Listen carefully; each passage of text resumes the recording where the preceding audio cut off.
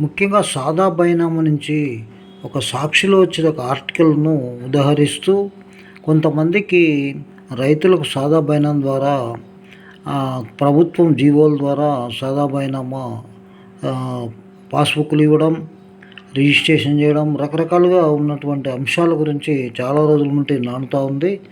దాని గురించి మేము కొద్దిగా అధ్యయనం కూడా చేశాం.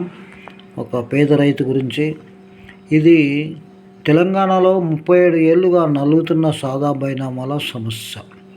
భూభారతి చట్టంతో పరిష్కార మార్గం లభించినా చాలా దరఖాస్తులు తిరస్కరణ. అమ్మిన వ్యక్తి అఫిడవిట్ ఇవ్వాలనే నిబంధనతో ఎదురవుతున్న అడ్డంకులు. ఆ వ్యక్తి పేరిట భూమి ఉండాలంటున్న అధికారులు.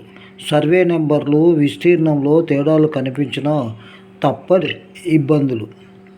ప్రత్యేక ఉత్తర్వుల జారీతోనే పరిష్కారం లభిస్తుందంటున్న భూ చట్టాల నిపుణులు. ముఖ్యంగా ప్రభుత్వాలు మారినా రాష్ట్ర రైతాంగం దీర్ఘకాలికంగా ఎదుర్కొంటున్న సాదా బైనామా సమస్య మాత్రం పరిష్కారం కావట్లేదు. దాదాపుగా 37 ఏళ్లుగా తెలంగాణలో రైతాంగాన్ని వేధిస్తున్న సమస్యకు కాంగ్రెస్ పార్టీ అధికారంలోకి వచ్చాక పరిష్కార మార్గం దొరికిన మోక్షం మాత్రం కలగట్లేదు. భూభారతి చట్టంలో సాదా బైనామాలను చట్టబద్ధం చేసే ప్రక్రియకు హైకోర్టు గ్రీన్ సిగ్నల్ ఇచ్చి 7 నెలలు గడుస్తున్నా లక్షలాది సాదా బైనామా దరఖాస్తులు మాత్రం ఇంకా పెండింగ్లోనే ఉన్నాయి. అడ్డంకిగా అఫిడవిట్